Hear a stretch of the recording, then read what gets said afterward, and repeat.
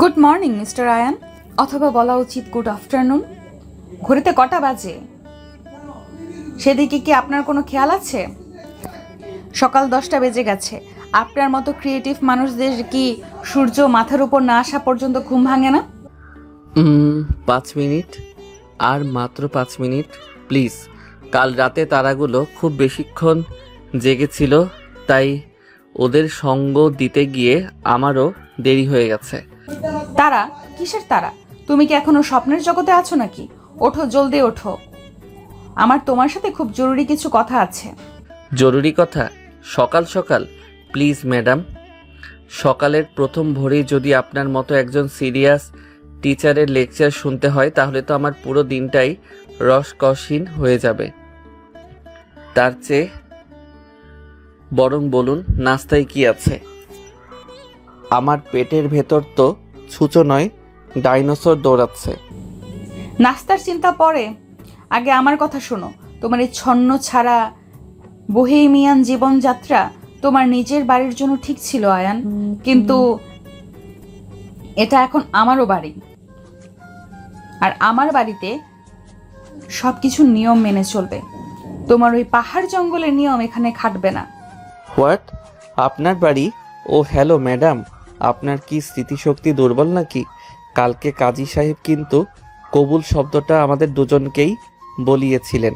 সেই হিসেবে বাড়িটা এখনও আমার, আর আমার বাড়িতে আমি আমার নিয়মেই চলবো।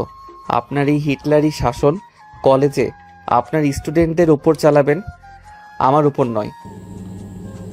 আমার স্টুডেন্টরা অন্তত নিয়ম কানুন মানে, তোমার মতো বান্দর নয় যে যখন যা ইচ্ছা তাই করে বেড়াবে।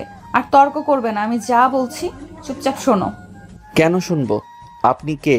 আমার টিচার নাকি আমার বস? আমি তোমার স্ত্রী মিস্টার আয়ান, আর আপাতত তোমার জীবনের রিমোট কন্ট্রোলটা আমার হাতেই। তাই ভালো চাইলে ভদ্র ছেলের মতো আমার কথাগুলো শোনো। ওরে বাবা, স্ত্রী নাকি স্বৈরাচারী শাসক? আপনার কথা শুনে তো আমার এখনই ডিভোর্স দিতে ইচ্ছে করছে। সেই ইচ্ছেটা আপাতত 1 বছরের জন্য তুলে রাখো। এখন এই কাগজগুলো মনোযোগ দিয়ে পড়ো এবং নিচে সই করো। বিয়ের পরের দিন সকাল, ঢাকার এক অভিজাত এলাকার সুন্দর ছিমছাম একটা ফ্ল্যাট। এটা আয়ন আর মেহেরিনের নতুন সংসার, যদিও সংসার শব্দটার সাথে তাদের দুজনের মানসিকতার কোনো মিলই নেই। আয়ন, যার জীবন কাটে ব্যাকপ্যাক আর ক্যামেরা নিয়ে দেশ বিদেশ ঘুরে, সে এখন 4 দেওয়ালের ফ্ল্যাটে বন্দি। আর মেহরিন, যার জীবন চলে ঘড়ির কাঁটা আর রুটিন মেলে, সে এখন এক অগোছালো ছন্নছাড়া ফটোগ্রাফের স্ত্রী। গত রাতের বাসরটাও ছিল একেবারে সাদামাটা।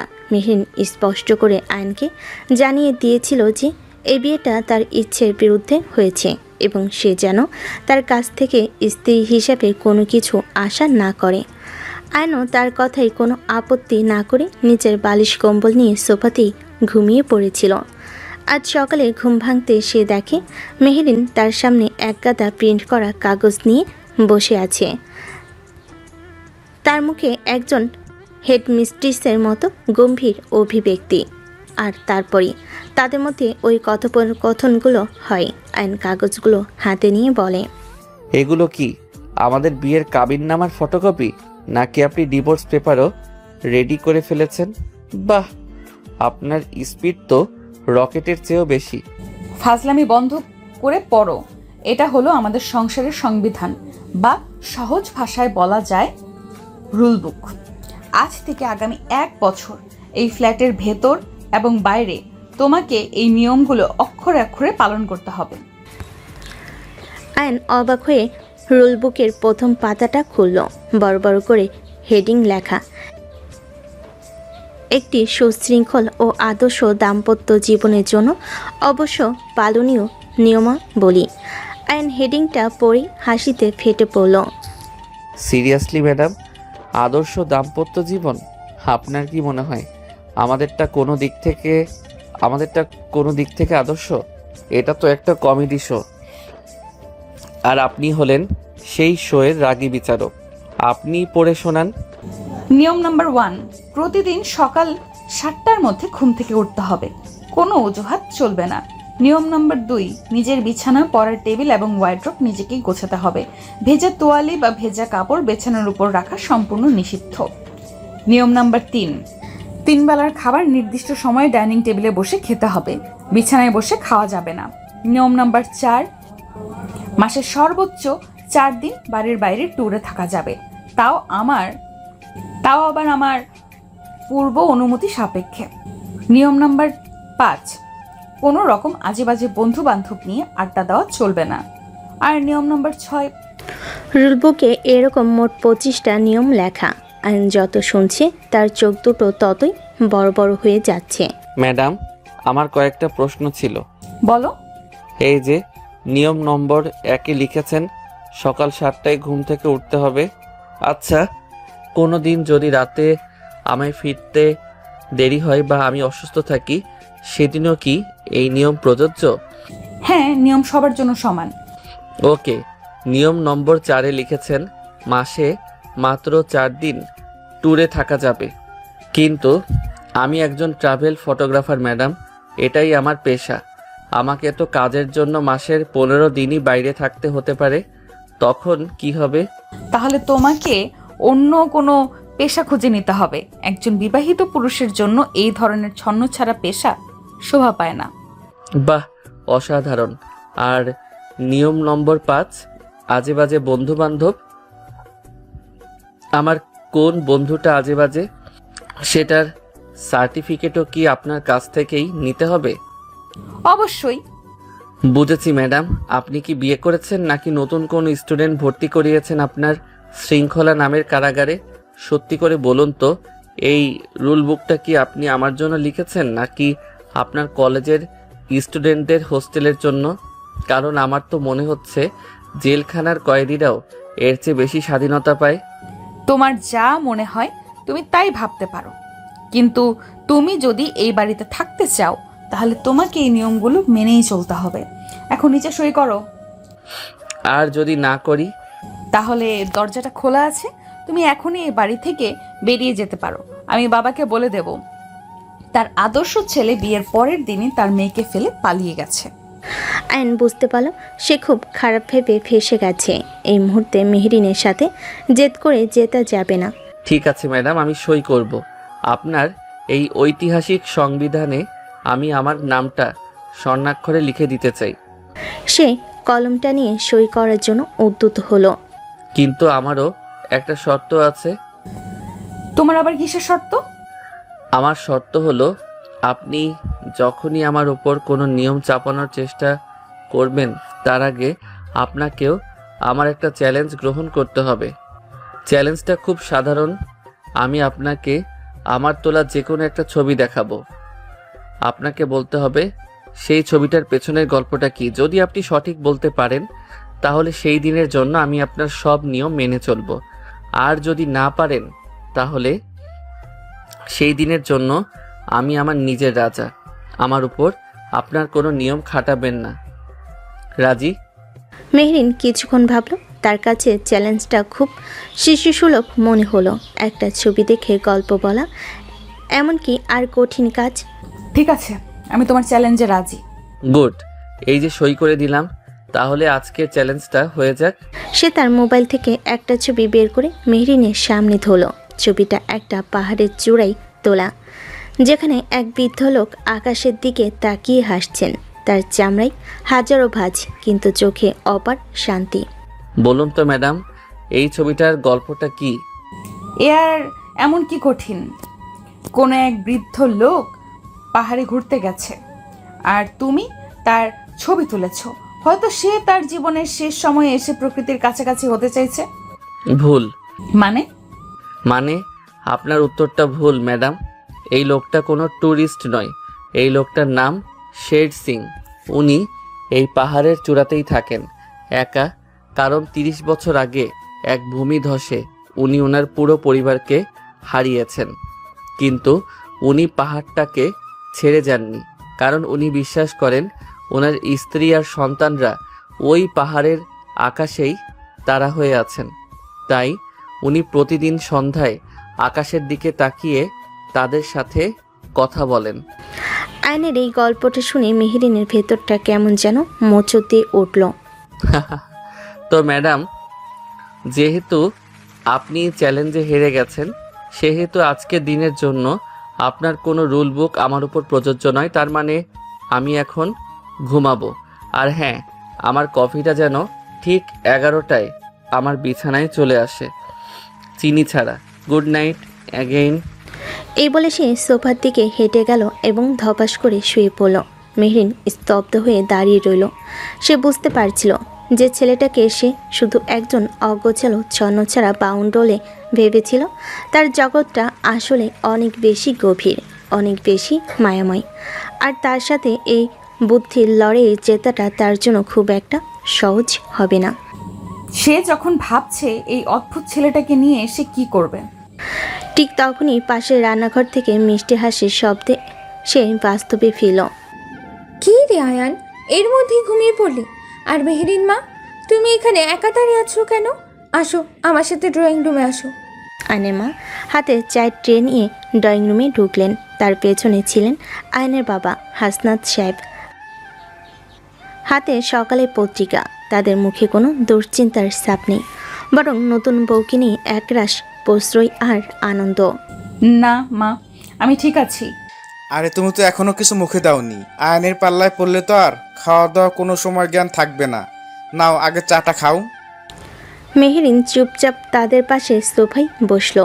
আয়নের মা তার মাথায় হাত বুলিয়ে দিতে দিতে বলেন, আমার ছেলেটা একটু এমনই মা, বড্ড বাউন্ডুলে আর পাগল। ওর কথা তুমি কিছু মনে করো না কেমন? ও আসলে মন থেকে কাউকে কষ্ট দিতে পারে না। আমি জানি মা। তবে একটা কথা বলতেই হবে, ওর মতো ছেলেকে লাইনে আনার জন্য তোমার মতো একজন কড়া হেডমিস্টারকেই দরকার ছিল। এতদিন তো আমরা ওকে নিয়ে প্রায় হাল ছেড়ে দিয়েছিলাম। এখন তুমি এসেছো, আমার বিশ্বাস তুমি পারবে ওকে শুধরাতে। এই তুমি থামো তো, আমার ছেলেকে নিয়ে যাতা বলবে না। ও যেমনই হোক আমার কাছে ওই সেরা। আর মেহেরিন মা তো ওকে শোধরানোর জন্য আসেনি, ও এসেছে আমার ছেলের জীবনটাকে ভালোবাসায় ভরিয়ে দেওয়ার জন্য, তাই না মা? আয়নের মায়ের এই আন্তরিক কথাই, এই নিঃস্বার্থ ভালোবাসি মেহরিনের ভেতরটা কেমন যেন উষ্ণ হয়ে উঠল। সে তার নিজের বাড়িতে সবসময় পেয়েছে নিয়ম আর প্রত্যাশার চাপ, কিন্তু এই ঘরটাই, এই সহজ সরল মানুষগুলোর মধ্যে সে প্রথমবার পেল এক অদ্ভুত প্রশান্তি, এক নিঃস্বার্থ আপন করে নেওয়ার অনুভূতি। মা, আয়নের জন্য কি কফি বানিয়ে নিয়ে যাব? এখন থাক মা, ওকে আরেকটু ঘুমাতে দাও। বিয়ে ধকলের ছেলেটা খুব ক্লান্ত। তুমি বরং আমাদের সাথে বসে গল্প করো। তোমার কথা তো কিছুই শোনা হলো না। মেহরিন তার শাশুড়ির দিকে তাকিয়ে হাসলো। তার মনে হলো আয়নের জগৎটা হয়তো অগোছালো, কিন্তু তার পরিবারটা ঠিক তার বিপরীত, খুবই গোছানো, খুবই সুন্দর আর ভালোবাসায় পরিপূর্ণ। আর এই সুন্দর জগৎটার অংশ হতে তার কেন জানি একটুও খারাপ লাগছিল না। সকালে সেই চ্যালেঞ্জ পূর্বের পর থেকে বাড়ির পরিবেশটা বেশ থমথমে। আইন 11টায় ঘুম থেকে ওঠার পর তার চ্যালেঞ্জ জেতার আনন্দে সারাদিন মেহেরিনের আশেপাশে ঘুরে তাকে নানাভাবে বিরক্ত করার চেষ্টা করছে। আর মেহেরিনও সুযোগের অপেক্ষায় আছে কখন সে আয়নের উপর তার কৃতিত্বটা আবার প্রতিষ্ঠাতা করতে পারবে। আয়ন মেহেরিনের পড়ার ঘরে উকি দিয়ে বলে, কি ম্যাডাম, খুব পড়াশোনা হচ্ছে নাকি? কিসের উপর গবেষণা করছেন? How to control your husband in 10 days? তুমি যদি এখন এখান থেকে না যাও তাহলে আমি how to file a divorce case in 10 minutes এই বিষয়ের ওপর গবেষণা শুরু করতে বাধ্য হব। বাব্বা, কি সাংঘাতিক হুমকি! আয়ন ভেতরে ঢুকে তার পড়ার টেবিলের সামনে দাঁড়ালো। আচ্ছা, একটা কথা বলুন তো ম্যাডাম, আপনি কি সারাদিন শুধু এই শুকনো বইয়ের পাতাই উল্টাবেন?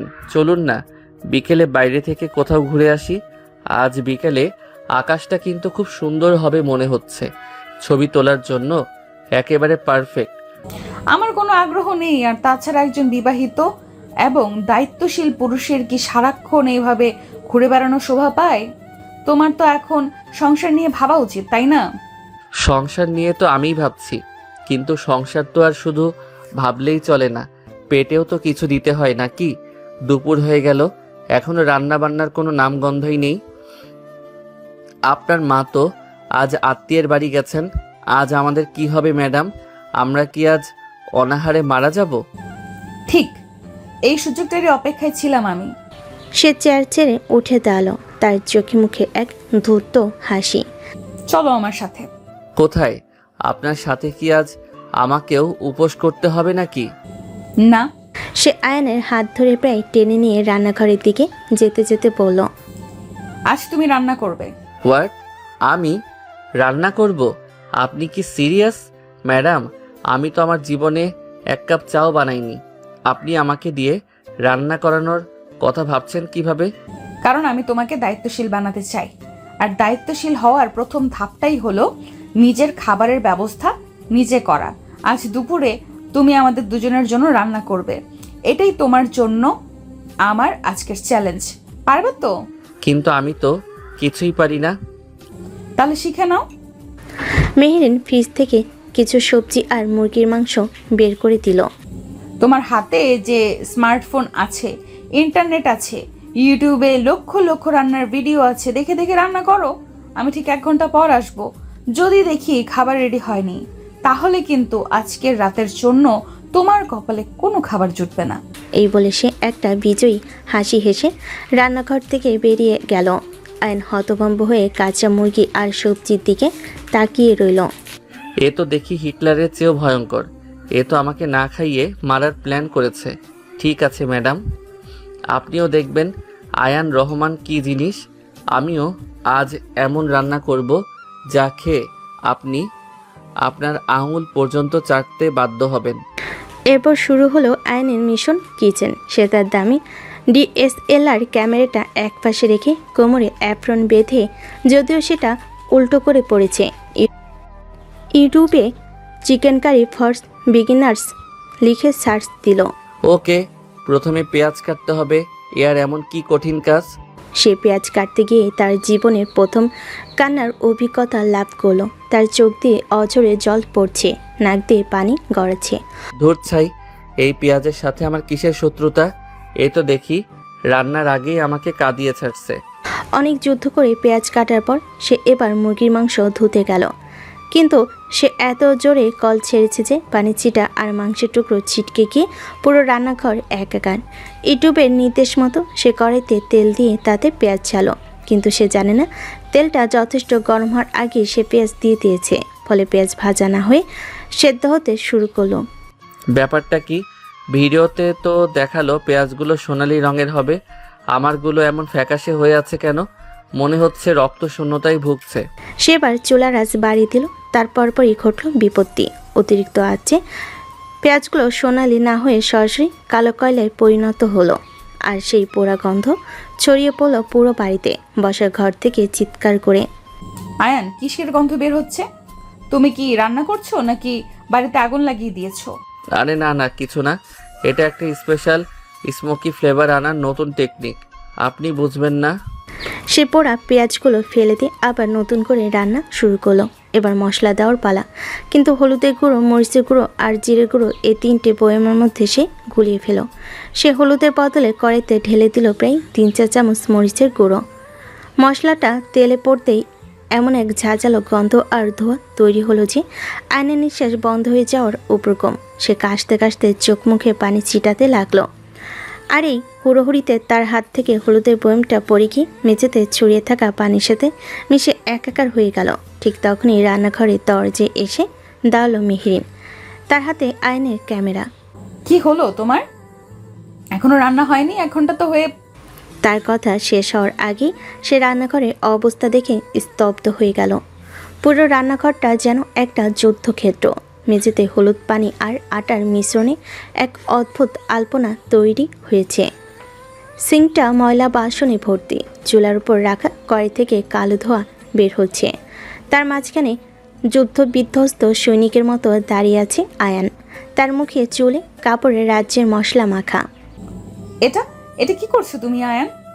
তার কণ্ঠস্বর রাগে কাঁপছিল। সে ভেবেছিল আয়ন হয়তো আনারির মতো রান্না করবে, কিন্তু এতটা ধ্বংসযোগ্য সে কল্পনাও করতে পারেনি। তোমাকে আমি রান্না করতে বলেছিলাম, পুরো রান্নাঘরটা ডাস্টবিন বানাতে বলিনি। তুমি একটা সের আগে আয়নকে বকা দেওয়ার জন্য এগিয়ে গেল, কিন্তু রান্নাঘরের মাঝখানে এসে সে হঠাৎ করেই থেমে গেল। সে অবাক হয়ে দেখল আয়ন তার এই ধ্বংসলীলার জন্য একটু অনুতপ্ত নয়, বরং সে তার গলায় ঝোলানো ক্যামেরা লেন্সটা দিয়ে খুব মনোযোগ দিয়ে চারপাশে ছবি তুলছে। Wow, what a shot! The abstract art of disaster. দেখুন ম্যাডাম, মেঝেতে ছড়িয়ে থাকা এই হলুদ আর পানির মিশ্রণটা দেখতে ঠিক ভ্যান গগের আঁকা দ্য স্টারি নাইটের মতো লাগছে না? আর ওই যে আপনার পোড়া পাতিলটা, ওটার মধ্যে আমি এক অদ্ভুত ডিপ্রেশনের প্রতিচ্ছবি খুঁজে পাচ্ছি। এটাকে বলে কালিনারি ফটোগ্রাফি। আপনি বুঝবেন না। তুমি তুমি একটা আস্ত পাগল, একটা অপদার্থ। আমি এখানে তোমার ছড়ানো নোংরা নিয়ে চিন্তায় মরে যাচ্ছি, আর তুমি এর মধ্যে কোথাও আর্ট খুঁজে বেড়াচ্ছ। আর্ট তো সর্বত্রই আছে ম্যাডাম, আপনাকে শুধু দেখার মতো চোখ থাকতে হবে। আচ্ছা, আপনি কি একটু হাসবেন? আপনার এই রাগী মুখটার একটা ছবি তুলতে পারলে ওটার নাম দিতাম the beauty and the beast, যেখানে বিস্টটা হলো এই রান্নাঘর আর বিউটি তো... shut up, just shut up. তোমার এই ক্যামেরাটাই হলো সব নষ্টের গোড়া। এইটাকে আমি আজ জানলার বাইরে ছুঁড়ে ফেলে দিব। খবরদার, আমার ক্যামেরার দিকে যদি হাত বাড়িয়েছেন ম্যাডাম, তাহলে কিন্তু আমি আপনার সবচেয়ে প্রিয় বইগুলো দিয়ে বিকেলে ঝালমুড়ি খাবো, মনে রাখবেন। তোমার এত সাহস! আরে আরে, সামলে। সে আয়নের হাত থেকে ক্যামেরাটা প্রায় কেড়ে নিতে গেল। মেহরিন রাগে আয়নের হাত থেকে ক্যামেরাটা কেড়ে নিতে গেলে দস্তে দস্তে এক পর্যায়ে তার পা পিছলে গেল মেঝেতে পড়ে থাকা সেই হলুদ পানির পিচ্ছিল মিশ্রণটার উপর। সে মেহরিনকে বাঁচানোর জন্য মরিয়া হয়ে তার হাত ধরতে গেল, কিন্তু ততক্ষণে অনেক দেরি হয়ে গেছে। মেহরিনের পতনের টানে সে নিজেও ভারসাম্য রাখতে পারল না। পরের কয়েকটা মুহূর্ত যেন স্লো মোশনে ঘটল। আয়ন পড়ল মেহরিনের ঠিক উপরে, আর তাদের দুজনের উপর ছাদ থেকে দড়িতে শুকাতে দেওয়া মেহরিনের ভেজা নীল রঙের শিপন শাড়িটা এসে পড়ল তাদের দুজনের বাইরে, পৃথিবী থেকে পুরোপুরি আড়াল করে দিয়ে। আয়ন ফিসফিস করে প্রায় মেহরিনের মুখের সাথে মুখ লাগিয়ে বলল, আপনি ঠিক আছেন ম্যাডাম? আপনার ওজনটা কিন্তু নেহায়েত কম নয়। আমার তো মনে হচ্ছে আমার বুকের কয়েকটা পাঁজর ডেফিনিটিভভাবে ভেঙে গেছে। আহ, চুপ করো। একদম আমার ওজন নিয়ে কথা বলবে না। আর আমার ওপর থেকে উঠবে নাকি সারা জীবন এইভাবেই থাকার পরিকল্পনা তো খারাপ না। এই ভেজা শাড়ির আবরণের নিচে আপনার পারফিউমের মিষ্টি গন্ধের সাথে হলুদের ঝাঁঝালো গন্ধ মিশে কেমন যেন একটা এক্সোটিক পরিবেশ তৈরি হয়েছে। ব্যাপারটা বেশ রোমান্টিক, তাই না? অসভ্য, ওঠো বলছি।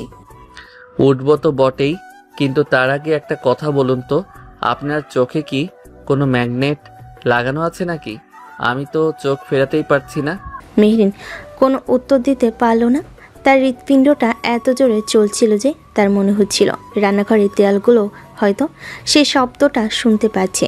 সেও যেন কোনো এক অজানা আকর্ষণে আয়নের দিকে এগিয়ে যাচ্ছিল। দরজার বাইরে থেকে আয়নের মার গলা ভেসে এলো, কি রে আয়ান, মেহেরিন, তোরা ভেতরে ঠিক আছিস তো? আমরা তো ফিরে এলাম। রান্নাঘরের ভেতর থেকে এমন ধূপধাপ শব্দ আসছে কেন? তোরা কি করছিস? নাকি খুন্তি লড়ছিস? মা, সর্বনাশ!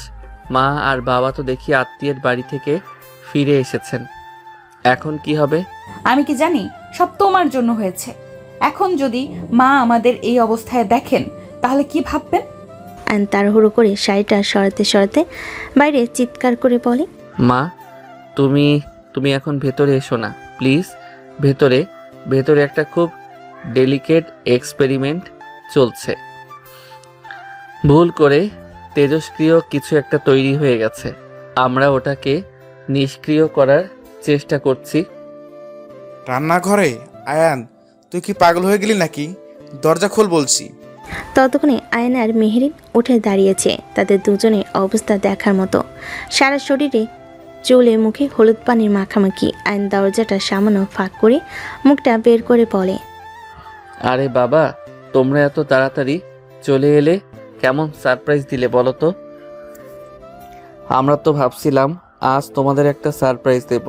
ওয়ার্ল্ডের বেস্ট লাঞ্চ আজ তোমরা খাবে। আয়নের মা ভেতরে উকি দিয়ে রান্নাঘরের অবস্থা দেখে আটকে উঠে বলেন, ও মা, এই কি? রান্নাঘরের এই অবস্থা কে করেছে? আর তোদেরই বা এই ভূতের মতো চেহারা কেন? এটাই তো সারপ্রাইজ মা। আমরা আসলে ইতালিয়ান পাস্তার সাথে আমাদের দেশি হলুদের একটা ফিউশন করার চেষ্টা করছিলাম, কিন্তু কেমিক্যাল রিয়াকশনে বিস্ফোরণ হয়ে গেছে আর কি। তুমি চিন্তা করো না, আমরা এক্ষুনি সব পরিষ্কার করে ফেলছি। তোমরা বরং ড্রয়িং রুমে গিয়ে বসো। সে কোনো মতে তার বাবা মাকে বুঝিয়ে পাঠিয়ে দিয়ে দরজাটা বন্ধ করলো। তারপর সে মেহরিনের দিকে তাকালো। দুজনের চোকাচুকি হতেই তার আর হাসি চেপে রাখতে পারল না। এতক্ষণে সব রাগ, সব উত্তেজনা, সব বিব্রতকর পরিস্থিতি ছাপিয়ে তারা দুজনে একসাথে হো হো করে হেসে উঠল। তেজস্ক্রিয়, সিরিয়াসলি আয়ান, এর চেয়ে ভালো কোনো অজুহাত তুমি খুঁজে পেলে না? আরে যা মাথায় এসেছে তাই বলে দিয়েছি।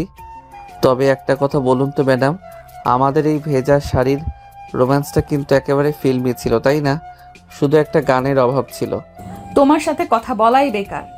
এই বলে সে আয়নের দিকে এক মুঠো পানি ছিটিয়ে দিয়ে ওয়াশরুমের দিকে দৌড় দিল।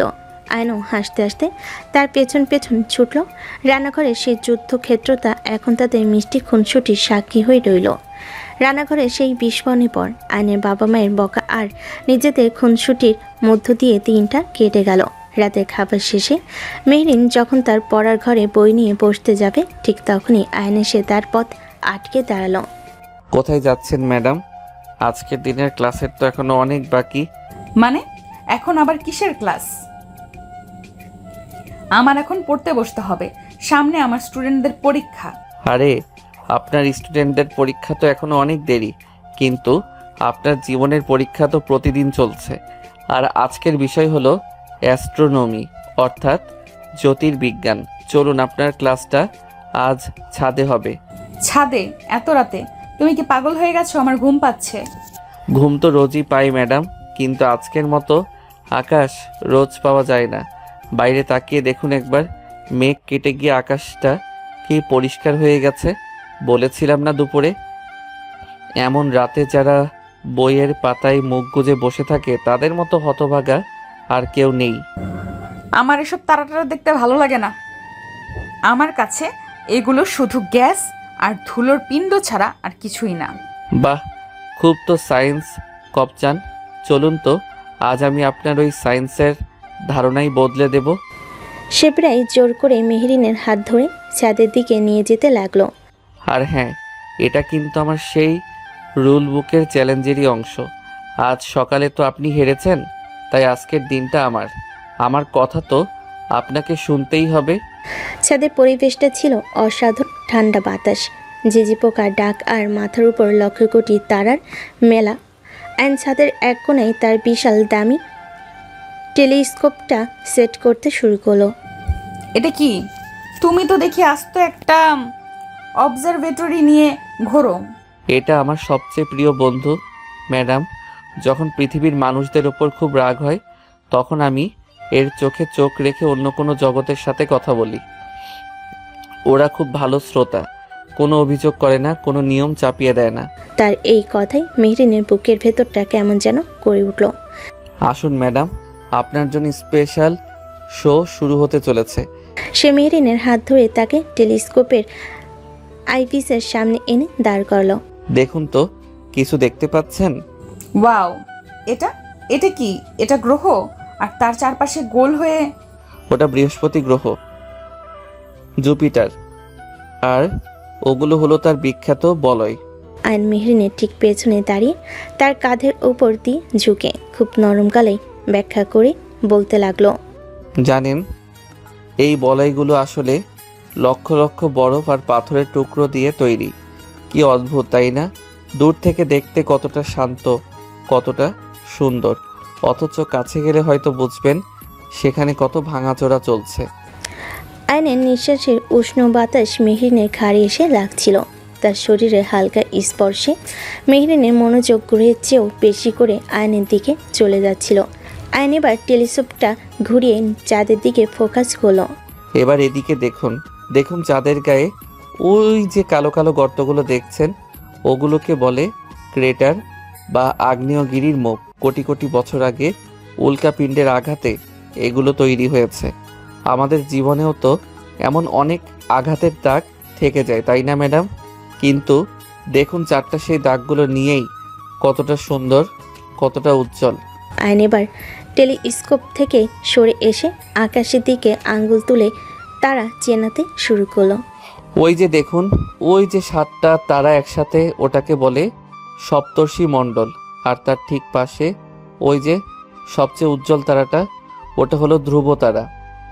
পুরোনো দিনের নাবিকরাই ধ্রুব তারা দেখেই রাতের বেলা পথ চিনত। আমার জীবনেও একজন ধ্রুব তারা ছিল। ছিল?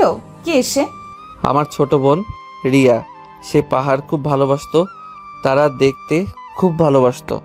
ও বলতো মরে গেলে ওর নাকি আকাশের সবচেয়ে উজ্জ্বল তারাটা হয়ে যাবে, যাতে আমি কোনোদিনও পথ না হারাই। তার কণ্ঠস্বরটা ভারী হয়ে এলো। মেহেরিন প্রথমবার আয়নের হাসি মুখের আড়ালে লুকিয়ে থাকা গভীর কষ্টটাকে দেখতে পেল। ও এখন কোথায়? ওই তো আমার সাথেই আছে, ওই যে ওই তারাটা হয়ে। তাই তো আমি একা একা পথ চলতে ভয় পাই না ম্যাডাম, কারণ আমি জানি আমার বোনটা আকাশ থেকে আমাকে দেখছে। সাথে সেই নীরবতা, আয়নের এই আবেগঘন কথায় মেহরিনের চোখ দুটো ভিজে উঠল। সে আজ প্রথমবার বুঝতে পারল যে ছেলেটাকে সে শুধু একজন অগোছালো ছন্নছাড়া বাউন্ডুলে ভেবে এসেছে। তার এই বাউন্ডুলে জীবনের পেছনে এক গভীর দর্শন, এক অসাধারণ জ্ঞান আর না বলা কষ্ট লুকিয়ে আছে। আমি দুঃখিত আয়ান, আমি জানতাম না। আরে সরি কেন বলছেন? এটা তো আমার জীবনেরই একটা অংশ। আর তাছাড়া আজ তো আমি অনেক খুশি, কারণ আজ প্রথমবার আমার এই তারার জগতের গল্প শোনার জন্য আমার পাশে কেউ একজন আছে। সে মেহরিনের চোখের দিকে তাকালো। আপনার ওই রুল বুকের জগৎটা হয়তো খুব গোছানো, খুব নিয়মতান্ত্রিক ম্যাডাম, কিন্তু আমার এই অগোছালো দুনিয়াটাও কিন্তু নেহায়েত মন্দ নয়, তাই না? এখানে হয়তো নিয়ম নেই, কিন্তু শান্তি আছে, মায়া আছে। মেহরিন কোনো উত্তর দিল না। সে শুধু আয়নের চোখের দিকে তাকিয়ে রইল। আজ প্রথমবার তার মনে হলো আয়ানের অগোছালো পৃথিবীটাও সত্যিই খুব সুন্দর। হয়তো তার নিজের গোছানো পৃথিবীর চেয়েও অনেক বেশি সুন্দর, অনেক বেশি জীবন্ত। আর সেই সুন্দর জগতের অংশ হতে আমার কেন জানি খুব ইচ্ছে করছে। চাঁদের সেই তারাভরা রাতের পর কেটে গেছে আরও প্রায় এক সপ্তাহ। আয়ন আর মেহরিনের সম্পর্কটা এখন এক অদ্ভুত মিষ্টি মোড় নিয়েছে। তাদের মধ্যে এখন আর রাগের মতো রুলবুক নিয়ে যুদ্ধ হয় না, বরং যুদ্ধ হয় কে কার আগে সকালে উঠে কফি বানাবে তা নিয়ে। মেহরিনের কঠিন ম্যাডাম সুলভ আচরণটা এখন অনেকটাই কমে এসেছে, বিশেষ করে যখন তারা বাড়িতে একা থাকে। কিন্তু আয়নের বাউন্ডুলের স্বভাবটা আছে ঠিক আগের মতোই। আয়ন একদিন রান্নাঘরে ঢুকতে ঢুকতে বলে, গুড মর্নিং ম্যাডাম। কি ব্যাপার, আজ সূর্য কোন দিকে উঠল? আপনি আমার আগে উঠে পড়েছেন, আবার আমার জন্য কফিও বানাচ্ছেন। আমার তো বিশ্বাসই হচ্ছে না। আমার কি আবার জ্বর টর এলো নাকি? মেহরিন তার দিকে না তাকিয়ে বলে, অতিরিক্ত কথা না বলে চুপচাপ টেবিলে গিয়ে বসো। আর হ্যাঁ, আজ আমার ফিরতে একটু দেরি হবে। কলেজে আজ বার্ষিক ক্রীড়া প্রতিযোগিতার ফাইনাল, অনেক কাজ আছে। ও তাই নাকি? তার মানে আজ আপনি আপনার স্টুডেন্টদের ওপর খুব হম্বিতম্বি করবেন। বেচারা ছেলে মেয়েগুলো। আমি কারোর উপর হম্বিতম্বি করি না, আমি শুধু ডিসিপ্লিন বজায় রাখি, যেটা তোমার জীবনে কোনোদিনই ছিল না। আমার জীবনে ডিসিপ্লিন নেই, কিন্তু অ্যাডভেঞ্চার তো আছে। আচ্ছা, আমিও কি আজ আপনার কলেজে আসতে পারি? খেলাধুলা দেখতে আমার কিন্তু বেশ ভালোই লাগে। অসম্ভব। মেহরিনের মুখটা মরতে কঠিন হয়ে গেল। তুমি ওখানে কি করবে? আর আমার স্টুডেন্টরা যদি তোমাকে দেখে ফেলে? না না, তুমি একদমই আসবে না, এটা আমার নিজের জায়গা। ঠিক আছে বাবা, যাব না। আপনি তো এমনভাবে রিয়্যাক্ট করলেন যেন আমি আপনার কলেজে গিয়ে বোমা ফাটানোর পরিকল্পনা করছি। যান, আপনি আপনার ডিসিপ্লিন নিয়েই থাকুন, আমি আমার অ্যাডভেঞ্চার নিয়েই থাকবো। বিকেল 4টা। মেহরিনের কলেজ বিশাল মাঠ ছাত্রদের কোলাহলে মুখরিত। খেলাধুলা প্রায় শেষের দিকে। মেহরিন অন্যান্য শিক্ষকদের সাথে পুরস্কার বিতরণের জন্য মঞ্চের পাশে দাঁড়িয়ে গেল। সে বেশ ব্যস্ত এবং কিছুটা ক্লান্ত। ঠিক তখনই কলেজের মেন গেট দিয়ে একটা রয়্যাল এনফিল্ড বাইক তীব্র শব্দ করে ভেতরে ঢুকলো। বাইকটা চালাচ্ছিল আয়ন। তার পরনে একটা কালো লেদার জ্যাকেট, চোখে সানগ্লাস, চুলগুলো বাতাসে উঠছে। তাকে দেখতে ঠিক সিনেমার নায়কদের মতো লাগছিল। তার এই আশঙ্কিক এবং নাটকীয় আগমনে মাঠের সমস্ত ছাত্রছাত্রীদের মনোযোগ মুহূর্তের মধ্যেই সেদিকে ঘুরে গেল। এক ছাত্র বলে, ওই দেখ, কি হিরোর মতো এন্ট্রি নিল রে। আরে উনি তো মেহেরিন ম্যাডামের হাজব্যান্ড, তাই না? আমি ওনাদের বিয়ের ছবি ফেসবুকে দেখেছিলাম। এই কথা শোনার সাথে সাথে বিশেষ করে মেয়েরা প্রায় চিৎকার করে উঠল। মেরিন শব্দ শুনে পেছনে ফিরে আয়নকে দেখতে পেল। তার মুখটা বিস্ময়, রাগে আর আতঙ্কে ফ্যাকাশে হয়ে গেল। এই ছেলেটা এখানে কি করছে? আমি না ওকে আসতে বারণ করেছিলাম? আয়ন বাইকটা একপাশে পার্ক করে হেলমেটটা খুলে একটা দুষ্টু হাসি দিয়ে মেহেরিনের দিকে হাত নাড়ালো। তারপর সে ভাব নিয়ে মাঠের মাঝখান দিয়ে হেঁটে মেহরিনের দিকে এগিয়ে আসতে লাগলো। কিন্তু সে বেশি দূর এগোতে পারল না। তার আগে মেহরিনের ডিপার্টমেন্টের একদল ছাত্রছাত্রী তাকে ঘিরে ধরল। দুলাভাই, আপনাকে তো ছবির চেয়েও বেশি হ্যান্ডসাম লাগছে। ম্যাডাম তো খুব লাকি। অ্যান্ড ছাত্রছাত্রীদের এই দুলাভাই সম্বোধনে বেশ মজা পেয়ে বলে, ওয়ালাইকুম আসসালাম। আরে তোমরা সবাই কেমন আছো? পড়াশোনা ঠিকমতো করছো তো? তোমাদের ম্যাডাম কি খুব বেশি বকাঝকা করেন? আর বলবেন না দুলা ভাই, ম্যাডামের ভয়ে তো আমরা অতিষ্ঠ থাকি। আপনি আমাদের একমাত্র ভরসা। আপনি প্লিজ ম্যাডামকে একটু বলবেন আমাদের উপর একটু কম শাসন করতে। অবশ্যই বলবো। আজকেই বাড়ি গিয়ে তোমাদের ম্যাডামের ক্লাস নেব। আমি বলবো আমার ছোট ভাই বোনদের ওপর এত অত্যাচার করা চলবে না। তার এই মজাদার কথাই ছাত্রছাত্রীরা হাসিতে ফেটে পড়ল। তার আয়নের সাথে সেলফি তোলার জন্য প্রায় হুমড়ি খেয়ে পড়ল। দুলাভাই, একটা সেলফি প্লিজ। দুলা ভাই এদিকে তাকান। এই চিৎকারে পুরো মাঠ সরগরম। মঞ্চের পাশে দাঁড়িয়ে মেহরিন রাগে, অপমানে, লজ্জায় প্রায় মাটির সাথে মিশে যাচ্ছিল। তার সহকর্মীরা তার দিকে তাকিয়ে মিটিমিটি হাসছে। তার কলেজের প্রিন্সিপাল পর্যন্ত ভুরুকুচকে এই দৃশ্য দেখছেন। তার এতদিনে বানানো কঠিন রাজবাড়ি শিক্ষিকার ইমেজটা যেন এক মুহূর্তে ধুলোয় মিশে যাচ্ছে। এই ছেলেটাকে আমি আজ ছাড়বো না। সে হনহন করে হেঁটে ভিড়ের দিকে এগিয়ে গেল। এখানে কি হচ্ছে? তোমাদের সবার কি আক্কেল জ্ঞান লোপ পেয়েছে? এটা কি কোনো সেলিব্রিটি শো চলছে? যাও, সবাই নিজের জায়গায় যাও এক্ষুনি। মেহরিনের এই অহংকারী ম্যাডাম রূপ দেখে ছাত্রছাত্রীরা মুহূর্তে চুপ হয়ে গেল এবং ভয়ে ভয়ে সেখান থেকে সরে গেল। ভিড়টা সরে যেতে এসে আয়নের সামনে এসে দাঁড়ালো। তোমার সমস্যাটা কি আয়ান? আমি তোমাকে স্পষ্ট করে বারণ করেছিলাম না এখানে না আসতে? তাহলে কেন এসেছো? আমাকে সবার সামনে হাসির পাত্র বানানোর জন্য? হাসির পাত্র কেন? আমি তো ভেবেছিলাম আপনি সারপ্রাইজড হবেন, খুশি হবেন। আমি তো শুধু আপনার জন্য একটু ঠান্ডা কফি নিয়ে এসেছিলাম। সকাল থেকে এত পরিশ্রম করছেন তাই ভাবলাম। আমার জন্য তোমাকে এত ভাবতে হবে না। সে আয়নের হাত থেকে কফির বোতলটা প্রায় ছিনিয়ে নিল। এটা তোমার কাজের জায়গা নয়, এটা আমার কাজের জায়গা। আর এখানে আমার একটা সম্মান আছে, একটা পজিশন আছে।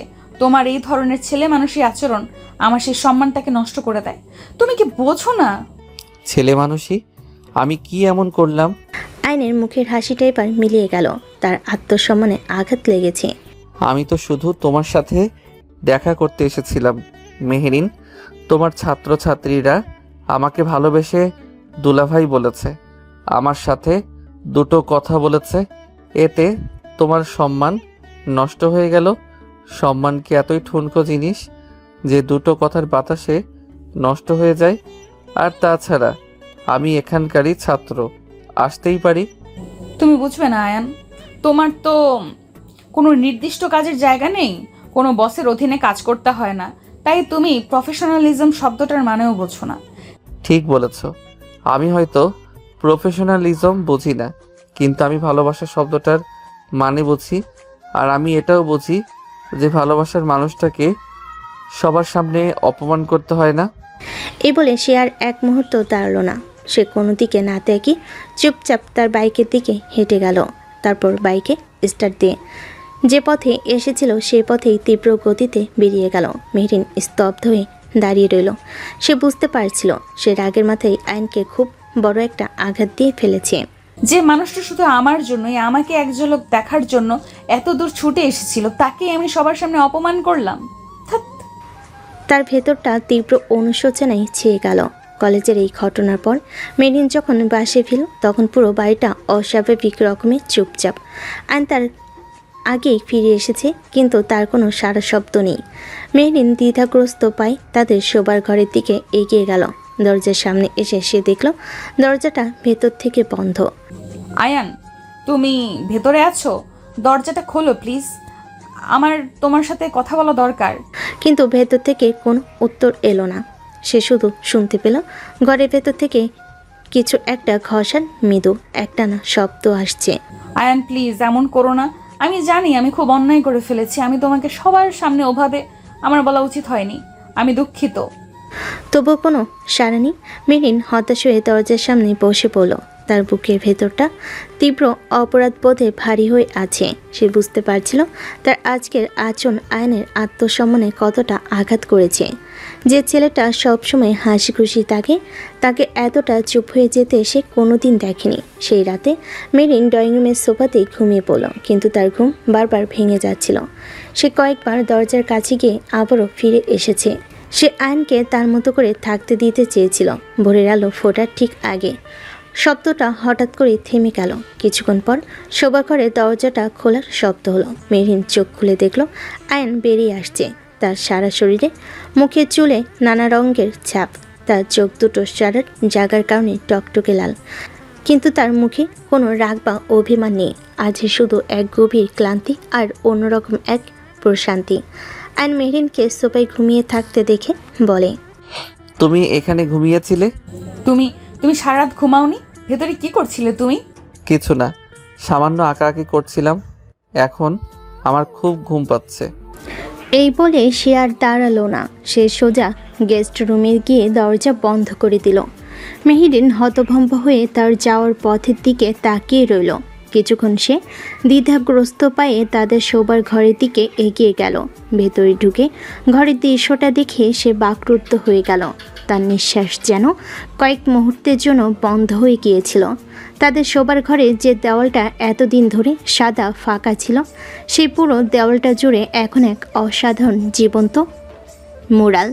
দেওয়ালের বাঁ দিকে আঁকা মেহরিনের জগৎ, সারি সারি বইয়ের তাক, ঘড়ির কাঁটা, জ্যামিতিক নকশা আর ফর্মুলায় ভরা এক গোছানো নিয়মতান্ত্রিক পৃথিবী। আর দেওয়ালের ডান দিকে আঁকা আয়ানের জগৎ, উড়ালত ঢেউয়ের সমুদ্র, মেঘে ঢাকা পাহাড়ের চূড়া, খোলা আকাশে উড়ন্ত পাখি, আর হাতে ক্যামেরা নিয়ে দাঁড়িয়ে থাকা এক বোহেমিয়ান ভ্রমণকারী। দুটো জগৎ সম্পূর্ণ ভিন্ন, দুটো মেরুর। কিন্তু সবচেয়ে অবাক করার বিষয় হলো দেওয়ালের ঠিক মাঝখানে এই দুটো ভিন্ন জগৎকে এক করে দিয়েছে অসম্ভব সুন্দর একটা পাথরের ব্রিজ। আর সেই ব্রিজের মাঝখানে হাতে হাত ধরে দাঁড়িয়ে আছে দুটো ছায়ামূর্তি, একটা ছেলে আর একটা মেয়ে। তারা একে অপরের দিকে তাকিয়ে হাসছে। পুরো মুরালটা এতটাই জীবন্ত, এতটাই আবেগঘন ছিল যে মেহরিনের চোখ দিয়ে অঝরে জল পড়তে লাগলো। সে বুঝতে পারল এটা শুধু একটা ছবি নয়, এটা ছিল আয়নের নীরব ক্ষমা চাওয়ার এক শৈল্পিক প্রচেষ্টা। সে কোনো ঝগড়া করেনি, কোনো অভিযোগ করেনি। সে তার সমস্ত কষ্ট, সমস্ত অভিমান আর তাদের দুজনের ভিন্ন জগৎকে এক করার আকুতিটা ঢেলে দিয়েছে এই রঙের ক্যানভাসে। মেহরিন দেওয়ালের ছবির উপর হাত বোলাতে বোলাতে ফিস ফিস করে বলে, আমি তোমাকে একটুও বুঝতে পারিনি আয়ান, একটুও না। সেদিন বিকেলে আয়ন যখন ঘুম থেকে উঠল তখন সে দেখল মেহরিন তার জন্য কফি বানিয়ে নিয়ে এসেছে। আপনি আমার জন্য কফি? তোমার দেওয়ালটা আমি দেখেছি আয়ান, ওটা অসাধারণ, আমার জীবনের দেখা শ্রেষ্ঠ শিল্পকর্ম। ধন্যবাদ। আমি সত্যি খুব দুঃখিত আয়ান। আমি জানি না সেদিন কলেজে আমার কি হয়েছিল। আমি হয়তো তোমাকে অন্য কারোর সাথে ভাগ করে নিতে ভয় পেয়ে গিয়েছিলাম। আমার ছাত্রছাত্রীরা যখন তোমাকে দুলাভাই বলে ঘিরে ধরেছিল তখন আমার খুব ভালো লেগেছিল, কিন্তু পরক্ষণেই আমার ভেতরটা কেমন যেন ঈর্ষায় জ্বলে উঠেছিল। আমার মনে হয়েছিল তুমি শুধু আমার। তোমার ওই হাসি মুখ, তোমার ওই মজার কথা, সব কিছু শোনার অধিকার শুধু আমার। আমি শুধু স্বার্থপরের মতো আচরণ করে ফেলেছিলাম। তাহলে ম্যাডাম, আপনি অবশেষে স্বীকার করছেন যে আপনি আপনার এই অপদার্থ জুনিয়র বরের প্রেমে পড়ে গেছেন? আমি খুব স্বার্থপরের মতো আচরণ করে ফেলেছিলাম, আমি ওভাবে বলিনি। কিন্তু আপনার চোখ তো সে কথাই বলছে। তবে আপনার ওই রাগী রূপটাও কিন্তু আমার নেহায়েত মন্দ লাগে না।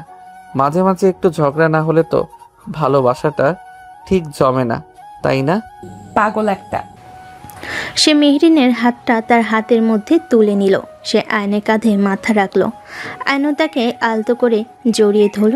দেওয়ালে সেই বীজটা যেন তখন তাদের দুজনের বাস্তব জীবনের প্রতিচ্ছবি হয়ে উঠেছিল, যা দুটো ভিন্ন জগৎকে এক করে ভালোবাসার এক নতুন গল্প লিখছিল। সেই দেওয়াল আঁকার ঘটনার পর কেটে গেছে আরও প্রায় 2 মাস। আয়ন আর মেহরিনের সংসারটা এখন আর যুদ্ধক্ষেত্র নয়, বরং খুনসুটি আর ভালোবাসার এক মিষ্টি পাঠশালা। আয়নের বাবা মাও তাদের এই পরিবর্তন দেখে খুব খুশি। আয়ন এখন আর সোফায় ঘুমায় না। তবে মেহরিনের কঠিন রুলবুক থেকে সে এখন পুরোপুরি মুক্তি পায়নি। ম্যাডাম, ও ম্যাডাম, আমার মোজা খুঁজে পাচ্ছি না।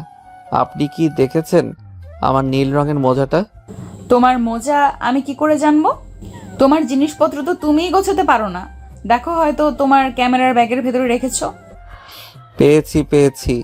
Thank you madam. আপনি তো আমার চেয়েও ভালো করে জানেন আমার কোন জিনিসটা কোথায় থাকে। আপনি তো আমার হিউম্যান ট্র্যাকার। তাদের দিনগুলো এখন এমনই ছোট ছোট খুনসুটির মধ্য দিয়ে কাটে। কিন্তু একদিন এই সুখী সংসারে এক নতুন নাটকের আবির্ভাব হলো। সেদিন সকাল থেকে মেহরিনের শরীরটা ভালো লাগছিল না। হালকা মাথা ব্যথা আর গা ম্যাচম্যাচ করছিল। সে ভেবেছিল হয়তো কাজের চাপে এমন হচ্ছে, কিন্তু দুপুরের পর থেকে তার হালকা জ্বর এলো, সাথে হাসি কাশি। মেহরিন ফোনে কলেজের প্রিন্সিপালকে বলে, সরি স্যার, আমি হয়তো কাল কলেজে আসতে পারবো না। আমার শরীরটা খুব খারাপ লাগছে। সে ফোনটা রেখে সোফায় শুয়ে পড়ল। ঠিক তখনই আয়ন বাইরে থেকে বাসায় ঢুকলো। তার হাতে বাজারে ব্যাগ, মুখে চওড়া হাসি। সে এখন বাজার করতে শিখে গেছে। ম্যাডাম, আপনার জন্য আজ এমন জিনিস এনেছি যা দেখলে আপনি। তার কথা শেষ হওয়ার আগেই সে দেখল মেহরিন সোফায় কম্বল জড়িয়ে শুয়ে আছে। তার মুখটা ফ্যাকাশে, চোখ দুটো লাল। দৌড়ে তার কাছে এসে বলে, কি হয়েছে তোমার? তোমার এই অবস্থা কেন? শরীর খারাপ? তেমন কিছু না, সামান্য সর্দি কাশি, ঠিক হয়ে যাবে। দেখি তো কপালে হাত দিয়ে। ও মাই গড, সামান্য? তোমার গা তো পুড়ে যাচ্ছে। দাঁড়াও, আমি এক্ষুনি ডাক্তারকে ফোন করছি। আরে না না, সামান্য জ্বরের জন্য ডাক্তার ভালো লাগে না।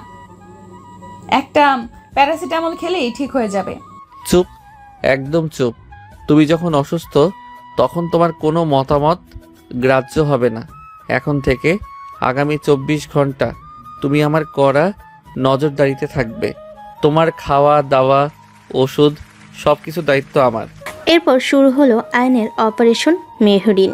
সে এমনভাবে মেহরিনের সেবা করতে শুরু করলো যেন তার কোনো সাধন জ্বরসর্দি নয়, বরং কোনো মরণ ব্যাধি হয়েছে। আয়ন হাতে একটা বাটি নিয়ে বলে, নিন ম্যাডাম, এটা খেয়ে নিন। আপনার জন্য স্পেশাল হার্বাল স্যুপ বানিয়েছি। ইয়াক, এটা কি এত বাজে গন্ধ কেন? আরে, এটা তো মহৌষধ। এর মধ্যে আদা, রসুন, লবঙ্গ, গোলমরিচ, তুলসী পাতা, নিম পাতা সব কিছু দেওয়া আছে। এটা খেলে আপনার জ্বর সর্দি রকেটের গতিতে পালাবে। আমি এটা খাবো না, এটা তো তেতো বিষের মতো। খেতে তো হবেই। আপনি যদি ভালোই না খান তাহলে কিন্তু আমি আপনার নাকে চিমটি দিয়ে। সে জোর করে চামচটা মেহরিনের মুখের কাছে নিয়ে গেল। অনেক যুদ্ধ করে আধা বাটি স্যুপ গেলানোর পর সে এবার মেহরিনের কলেজের বইপত্র নিয়ে বসলো। আপনার তো সামনে ক্লাস টেস্টের খাতা দেখতে হবে, তাই না? দিন, আমি আপনার কাজটা এগিয়ে দিচ্ছি।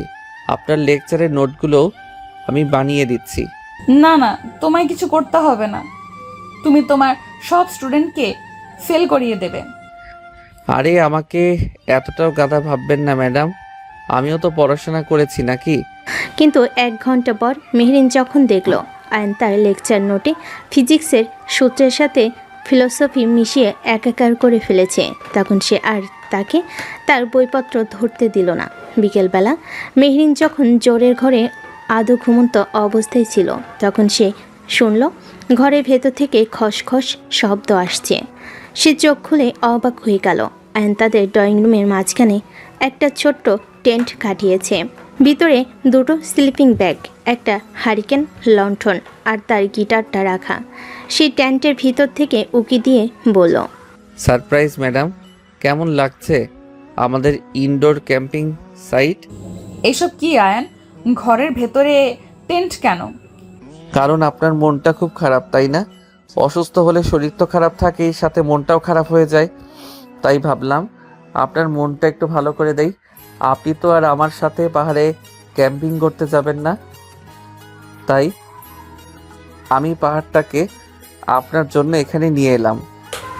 মেরিন তার এই ছেলে মানুষই কিন্তু আন্তরিক কাণ্ডে না হেসে পারল না। চলুন ম্যাডাম, আজ রাতটা আমরা এই টেন্টের ভেতরেই থাকবো। আমি আপনাকে তারা চেনার গল্প শোনাবো, গান শোনাবো। আমার অসুস্থ শরীর নিয়ে টেন্টে ঘুমাতে হবে? আরে অসুস্থ রোগীর জন্যই তো পরিবেশ বদলানো দরকার। চলুন তো। সে প্রায় জোর করে মেহরিনকে টেন্টের ভিতরে নিয়ে গেল। ভেতরে নরম কম্বল আর বালিশ দিয়ে খুব সুন্দর করে বিছানা করা। হারিকেনের নরম আলোয় পরিবেশটা যেন রোমান্টিক লাগছে। ঠিক তখনই আইন টেন্টের বাইরে থেকে কোথা থেকে যেন দুটো ধোয়া ওঠা মাটির ভার নিয়ে এলো। এই নিন আপনার জন্য স্পেশাল মাটির ভাঁড়ের চা। অসুস্থ শরীরে এটার কোনো তুলনাই হয় না। এটা তুমি কোথায় পেলে? আরে আমাদের বাসার কাছে একটা টং দোকান আছে, ওখানকার মামার হাতের চা অমৃত। আমি তো প্রতিদিন বিকেলবেলা ওখানেই আড্ডা দেই। তার দুজন টেন্টের ভিতর বসে মাটির ভারে করে চা খেতে লাগলো। চায়ের মাটির সোদা গন্ধ আর হেরিকেনের আলো সব কিছু মিলে এক অদ্ভুত ভালো লাগার অনুভূতি হচ্ছিল মেহেরিনের। আইন হঠাৎ করেই বলল, জানেন ম্যাডাম, এই মাটির ভাঁড়ের চা দেখলেই আমার ছোটবেলার কথা মনে পড়ে যায়। আমরা তখন গ্রামে থাকতাম। শীতের সকালে বাবা আমাকে নিয়ে মেলায় যেতেন, আর সেখানে গিয়ে আমি বায়না ধরতাম মাটির ভাঁড়ে করে চা খাবো। তাই? তোমার ছোটবেলা তো তাহলে খুব মজার ছিল। ছিল তো বটেই। আপনার ছোটবেলা কেমন ছিল ম্যাডাম? আপনিও কি আমার মতোই দুষ্ট ছিলেন, নাকি একেবারে প্রথম থেকেই হেড মিস্ট্রেস? আমি কোনোদিনই তোমার মতো দুষ্ট ছিলাম না আয়ান। আমি ছিলাম খুব শান্ত, খুব একা। বাবা মায়ের একমাত্র মেয়ে। তাদের সব প্রত্যাশা ছিল শুধু আমাকে ঘিরেই। আমাকে সব সময় ক্লাসে ফার্স্ট হতে হবে, সেরা স্কুলে পড়তে হবে, সেরা রেজাল্ট করতে হবে।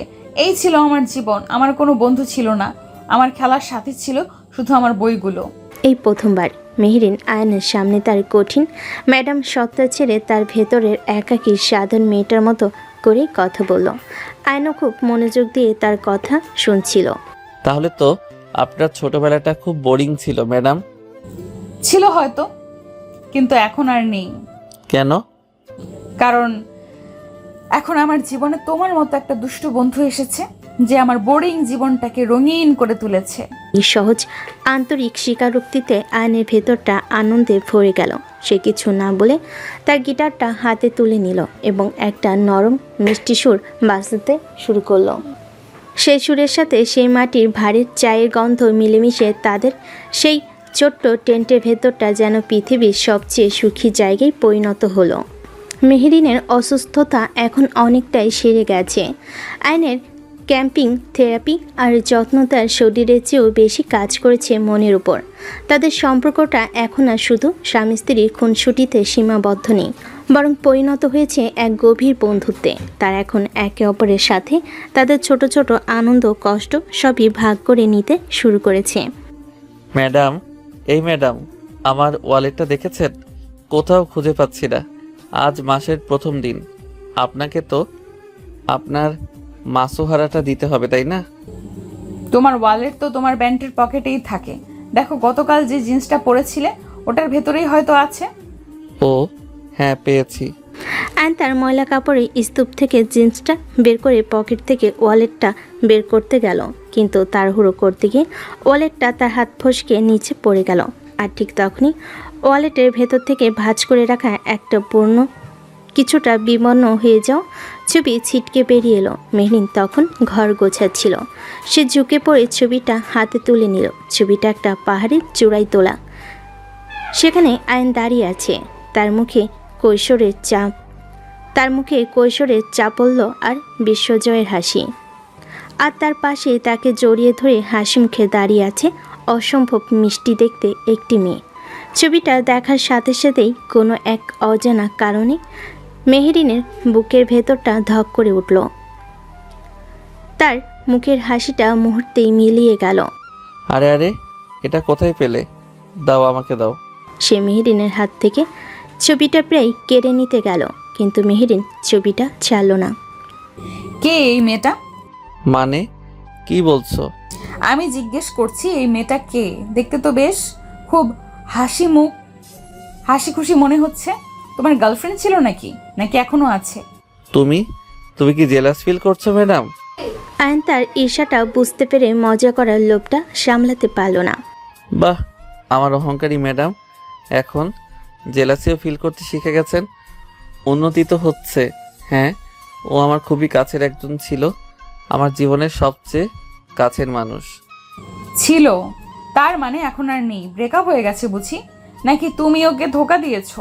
তোমার মতো বাউন্ডুলে ছন্ন ছাড়া ছেলের উপর তো আর ভরসা করা যায় না। মেহরিন, সত্যি কথাটা শুনতে গায়ে লাগছে তাই না? মেয়েটার জন্য আমার মায়াই হচ্ছে। বেচারি হয়তো তোমার পাল্লায় পড়ে জীবনটা নষ্ট করে ফেলেছিল। চুপ করো মেহরিন, প্লিজ চুপ করো। আয়নের কণ্ঠস্বর কান্নাই ধরে এলো। তার হাসি খুশি মুখটা মুহূর্তেই ফ্যাকাশে যন্ত্রণা কাতর হয়ে গেল। তার এই অবস্থা দেখে মেহরিন ভয় পেয়ে গেল। সে বুঝতে পারল সে হয়তো এমন কিছু বলে ফেলেছে যা তার বলা উচিত হয়নি।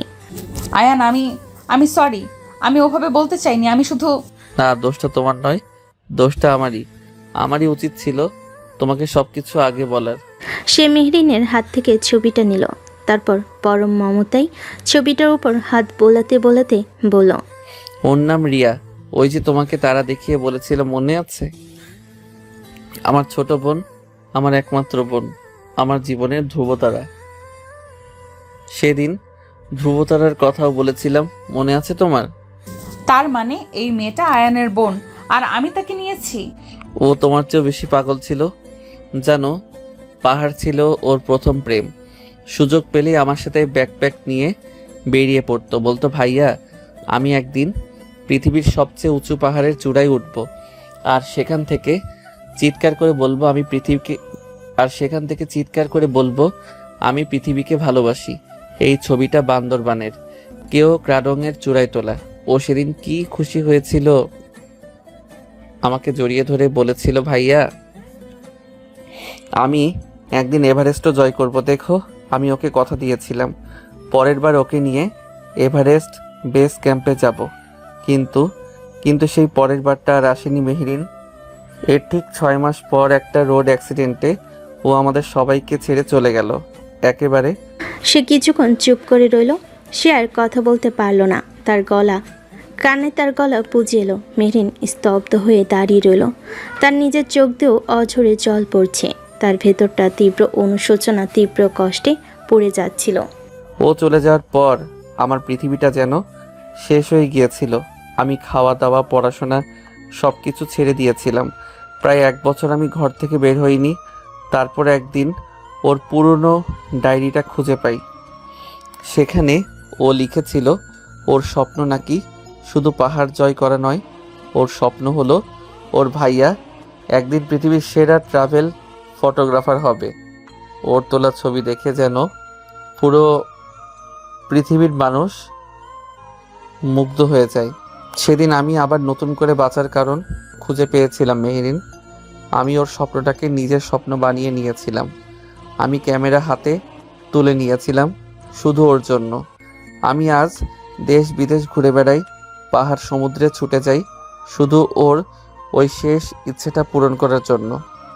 আমি জানি ও আকাশ থেকে আমাকে দেখছে। ও ঠিকই দেখছে। ওর ভাইয়া ওর স্বপ্নটা পূরণ করার জন্য কতটা চেষ্টা করছে।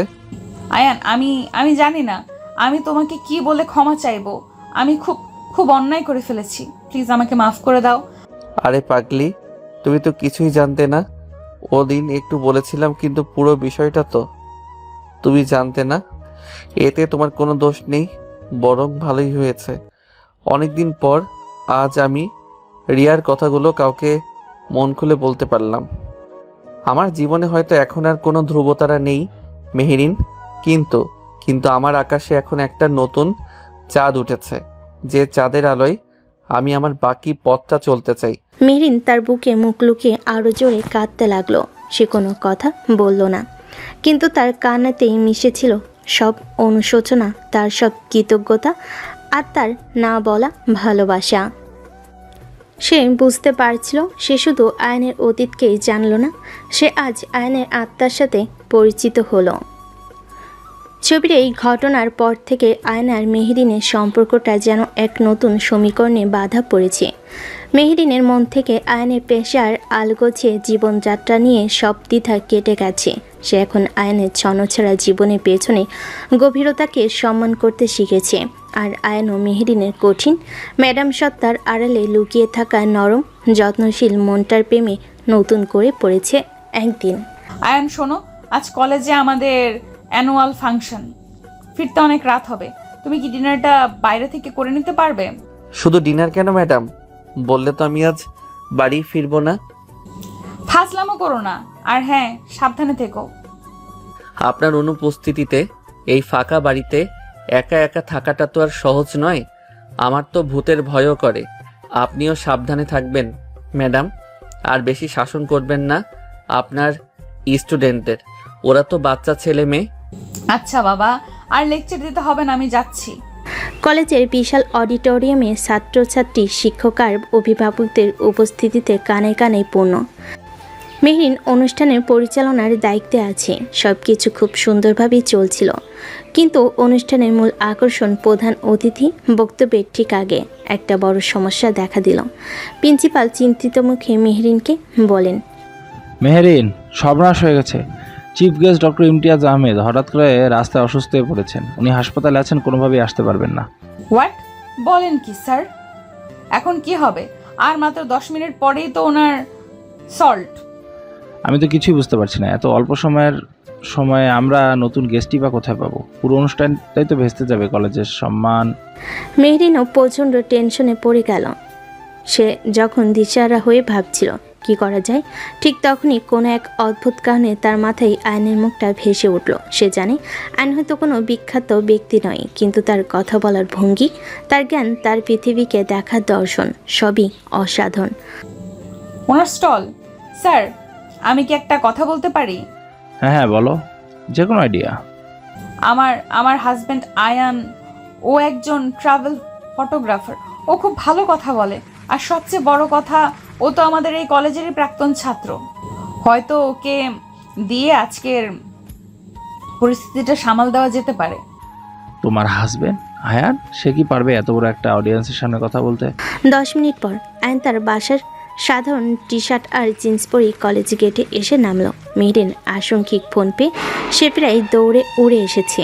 কি হয়েছে মেহেরিন? সব ঠিক আছে তো? তুমি এমনভাবে ফোন করলে, আমি তো ভাবলাম কলেজে বুঝি জঙ্গিরা হামলা করেছে। পারবে স্যার, আমার বিশ্বাসও পারবে। জঙ্গিদের চেয়েও ভয়ঙ্কর পরিস্থিতি আয়ান। তোমাকে আজ আমাদের কলেজের সম্মান বাঁচাতে হবে। তোমাকে আজ প্রধান অতিথির দায়িত্বটা পালন করতে হবে। হোয়াট? আমি চিফ গেস্ট? তুমি কি আমার সাথে মজা করছো? আমি তো জীবনে কোনোদিনও স্টেজে উঠিনি। প্লিজ আয়ান, আজকের জন্য, শুধু আমার জন্য। আমি জানি তুমি পারবে। ঠিক আছে, কিন্তু আমার একটা শর্ত আছে। কি শর্ত? আমার সাথে আমার বন্ধুকেও স্টেজে নিয়ে যেতে হবে। বন্ধুকে? আমার ক্যামেরা। ঠিক আছে বাবা, তোমার যা ইচ্ছা তাই করো। কিছুক্ষণ পর মেহরিন যখন স্টেজে উঠে প্রধান অতিথির আশঙ্কিক অসুস্থতার কথা জানি নতুন অতিথি হিসাবে তার স্বামীর নাম ঘোষণা করলো, তখন পুরো অডিটোরিয়ামে এক মিশ্র প্রতিক্রিয়া দেখা গেল। ছাত্রছাত্রীরা দুলাভাইয়ের আগমনে খুশি হয়ে চিৎকার করে উঠল। শিক্ষক এবং অভিভাবকরা কিছুটা অবাক এবং সন্ধিয়ান হলেন। আর তার ক্যামেরাটা গলায় ঝুলিয়ে খুব আত্মবিশ্বাসের সাথে স্টেজে উঠল। তার চেহারায় কোনো জড়তা নেই, কোনো ভয় নেই। আয়ন মাইক্রোফোনের সামনে দাঁড়িয়ে একগাল হেসে বলে, শুভ বিকেল সবাইকে।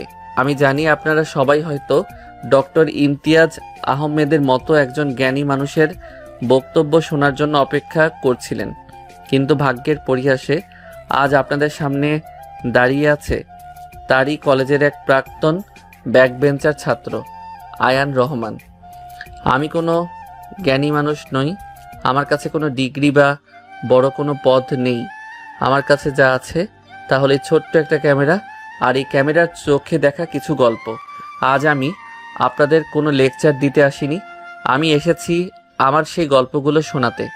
এই ছবিটা আমি তুলেছিলাম নেপালের অন্নপূর্ণা বেস ক্যাম্প থেকে। আপনারা হয়তো ভাবছেন এটা শুধু একটা পাহাড়ের ছবি, কিন্তু আমার কাছে এটা হলো মানুষের ইচ্ছা শক্তির ছবি, যে ইচ্ছা শক্তি -20 ডিগ্রি তাপমাত্রাকেও হার মানাতে পারে। সাহারা মরুভূমির সূর্যাস্তের ছবি, আমাজন জঙ্গলের গভীরের ছবি, বেনারসের গঙ্গার ঘাটে প্রার্থনারত এক বৃদ্ধার ছবি, আবার কখনো ঢাকার রাস্তায় বৃষ্টিতে ভিজতে থাকা এক পথশিশুর হাসি মুখের ছবি। আর আয়ান তার জাদুকরী কথা দিয়ে সেই ছবিগুলোর পেছনে গল্প বলে যেতে লাগলো। সে কোনো শুকনো বর্ণনা দিচ্ছিল না, সে যেন তার ছবির মাধ্যমে পুরো পৃথিবীকে তার সব রং, সব রূপ, কষ্ট আর আনন্দ নিয়ে সেই অডিটোরিয়ামের মধ্যে জীবন্ত করে তুলেছিল। অ্যান্ড শেষ ছবিটা দেখিয়ে, যেটা ছিল তার বোন রিয়ান, বলো, আর এই ছবিটা আমার জীবনের সবচেয়ে প্রিয় ছবি। এই মেয়েটা আমাকে শিখিয়েছে স্বপ্ন দেখতে কোনো বাধা লাগে না। সে আমাকে শিখিয়েছে জীবনটা শুধু বইয়ের পাতাই নয়, জীবনটা আছে ওই নীল আকাশ, ওই বিশাল সমুদ্র আর ওই উঁচু পাহাড়ের ভাঁজে ভাঁজে।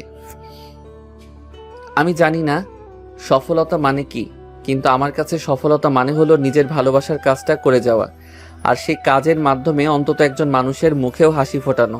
ধন্যবাদ। আয়নের বক্তব্য শেষ হতেই পুরো অডিটোরিয়াম কয়েক মুহূর্তের জন্য পিনপতন নীরব হয়ে গেল। তারপরই শুরু হলো তুমুল করতালি।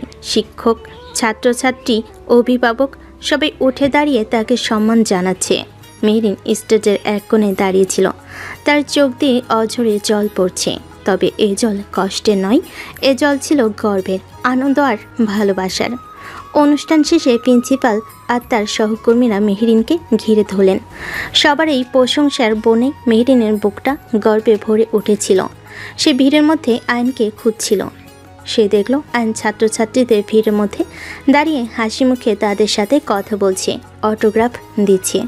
সেই মুহূর্তে মেহরিনের মনে হলো সে পৃথিবীর সবচেয়ে সুখী নারী। যে মানুষটাকে সে একদিন ছন্নছাড়া দায়িত্বহীন ভেবেছিল, আজ সেই মানুষটাই তার সম্মান, তার গর্বের কারণ হয়ে দাঁড়িয়েছে। সে বুঝতে পারছিল তার অহংকারের শেষ দেওয়ালটাও আজ ভেঙে পড়েছে, আর সেখানে তৈরি হয়েছে ভালোবাসার এক বিশাল সুন্দর পৃথিবী। কলেজের অনুষ্ঠানের পর কেটে গেছে আরও প্রায় 2টি মাস। আয়ন আর মেহরিনের জীবনটা এখন এক নতুন খাতে পৌঁছছে। কলেজে সেই ঘটনার পর থেকেই আয়ন এখন শুধু মেহরিনের স্বামী নয়, সে যেন পুরো কলেজের হিরো হয়ে গেছে।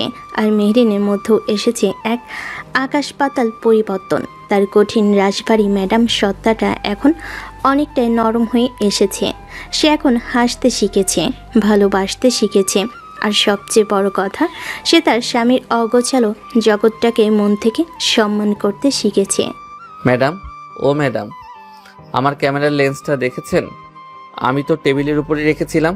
তোমার টেবিল তো এখন আর টেবিল নেই আয়ান, ওটা তো একটা জাদুঘর হয়ে গেছে। কোনটা যে কি তা খুঁজে বের করা আমার কর্ম নয়। দেখো, হয়তো তোমার বইয়ের তাকের ভেতরে রেখেছো। পেয়েছি, থ্যাংক ইউ। আমার হারানো জিনিসের পার্সোনাল ডিটেকটিভ। তুমি না থাকলে তো আমি কবেই হারিয়ে যেতাম। এখনো তো খুব বেশি দেরি হয়ে যায়নি। মেহরিন রান্নাঘর থেকে বলে, তাদের দিনগুলো এখন এমনই ছোট ছোট মিষ্টি খুনসুটির মধ্যে দিয়ে কাটে, কিন্তু তাদের সম্পর্কটা বন্ধুত্ব এবং খুনসুটির বাইরে। ভালোবাসার সেই গভীর স্তরটাকে এখনও স্পর্শ করতে পারেনি। তারা এখনও এক ছাদের নিচে থেকেও দুটো ভিন্ন বিছানায় ঘুমায়। তাদের মধ্যে সব কিছু আছে, শুধু স্বামী স্ত্রীর সেই পবিত্র অধিকারটা ছাড়া। সেদিন সন্ধেবেলা আয়ান যখন বাসে ফিরল, তখন তার হাতে একটা বড় খাম, তার মুখে বিশ্বজয়ের হাসি। মেহরিন, কোথায় তুমি? তোমার জন্য একটা বিশাল সারপ্রাইজ আছে। কি হয়েছে? এত খুশি খুশি লাগছে কেন? লটারি জিতেছো নাকি? লটারির চেয়েও বড় কিছু। মনে আছে আমি মাস কয়েক আগে ন্যাশনাল জিওগ্রাফিকের একটা ফটোগ্রাফির প্রতিযোগিতায় আমার কিছু ছবি পাঠিয়েছিলাম? হ্যাঁ মনে আছে। তারপর হলো এই, আমি সেই প্রতিযোগিতায় সাউথ এশিয়া জোন থেকে প্রথম হয়েছি, আর এটা হলো আমার পুরস্কারের টাকা। ও মাই গড আয়ান, এটা তো অনেক টাকা। আমার বিশ্বাসই হচ্ছে না। কংগ্রাচুলেশন। কি? সরি আয়ান, আমার জন্য তোমাকে অনেক কষ্ট পেতে হয়েছে, তাই না? আমার অহংকার, আমার জেদ, সব কিছুই তোমাকে, আমার জীবনের সব রুল বুক তো তুমি কবেই ছিঁড়ে ফেলেছো আয়ান। এখন আমার একটাই নিয়ম, আর সেটা হলো তুমি। আমি তোমাকে ভালোবাসি মেহেরিন, আমার জীবনের চেয়েও বেশি। আয়ান কি করছো? নামাও আমাকে। আমিও তোমাকে ভালোবাসি, আমার বোহেমিয়ান বর।